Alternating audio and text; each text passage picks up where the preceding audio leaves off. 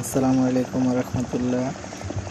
আপনাদেরকে একটু গুরুত্বপূর্ণ কথা বলার জন্য আসছি।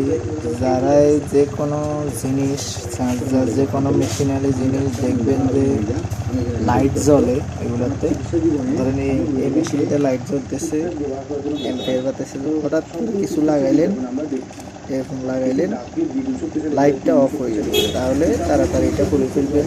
বুঝবেন যে আপনার ইউএসবি লাইনটাতে বা অন্য কোনো জায়গায় সমস্যা আছে। এরপরে এটা চেক করা ছাড়া অন্য কোনো কিছু লাগাবে, আপনার গুরুত্বপূর্ণ কোনো কিছু লাগাবেন না। এই দেখেন ভাই, আমার স্পিকারটা নষ্ট হইল, স্পিকারের আইসি, স্পিকারটা নষ্ট হয়ে গেছিল।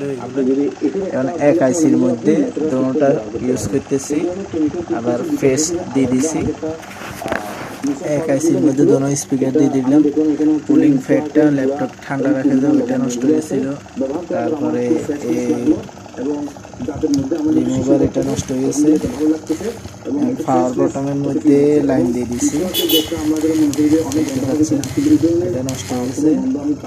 তারপরে এই চার্জারটার কারণে, এই চার্জারটা নষ্ট হওয়ার কারণে এটা নষ্ট হয়েছে। পাওয়ার ব্যাংকটা নষ্ট হয়েছে। তারপরে স্ক্রুড্রাইভার মেশিনে একটু এফেক্ট আছে।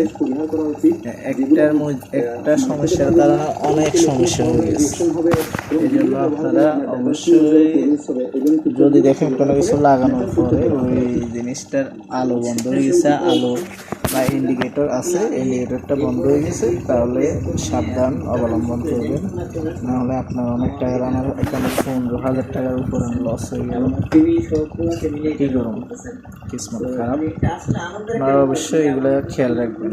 এমন কোনো মোবাইল, যে মোবাইল লাগানোর পরে লাইটটা অফ হয়ে গেছে, বুঝবেন যে ওটাতে শর্ট আছে, বা চার্জিং পিন লাগাইলেন, এটা লাগানোর পরে লাইট বন্ধ হয়েছে, তাহলে বুঝবেন যে এটা রং উল্টা লাগাইছেন বা ওই মডেলটা লাগানো। অবশ্যই এগুলো খেয়াল রাখবেন ভাই, না হলে অনেক টাকার ধরা খাই যাবে।